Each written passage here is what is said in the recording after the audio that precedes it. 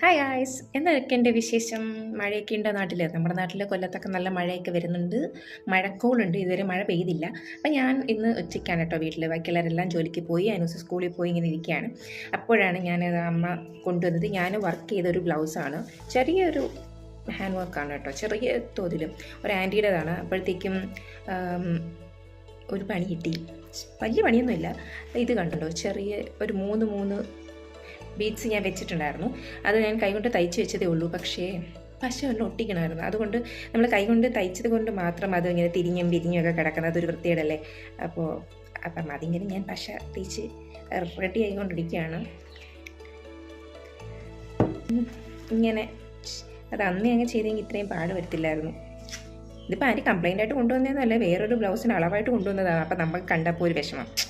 ചെയ്ത് മുമ്പ് എന്തൊക്കെയാണ് വൃത്തിയായിട്ട് ചെയ്ത് കൊടുക്കണമല്ലോ. അപ്പം ഞാൻ വിചാരിച്ചു ഇതങ്ങ് ഒട്ടിച്ച് കറക്റ്റാക്കി കൊടുക്കാമെന്ന്. അപ്പം അതാണ് ആ സമയത്ത് ഞാൻ എന്തോ അത് ചിന്തിച്ചില്ലയോ എന്തോ ഇപ്പം ഇങ്ങനെ ചെയ്യേണ്ടുള്ളത്. അപ്പോൾ കുറേ നാളായി, എന്നാലും കുഴപ്പമില്ല. ആൻറ്റി വേറൊരു ഇത് സ്റ്റിച്ച് ചെയ്യാൻ വേണ്ടിയിട്ട് കൊണ്ടുവന്നതാണ്. ഇത് തിരിഞ്ഞു പോയില്ലേ, ഇനി നേരെ അകച്ച് പാട്.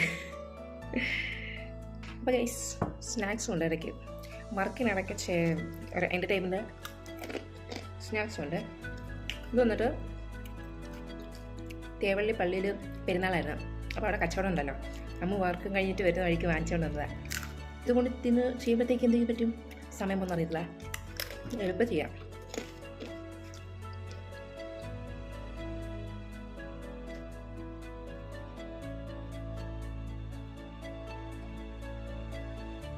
അപ്പോൾ ഗൈസ് ഇതാ നമ്മൾ ശരിയാക്കി വെച്ചിട്ടുണ്ട് കേട്ടോ.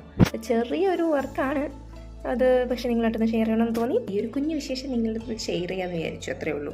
ടാ.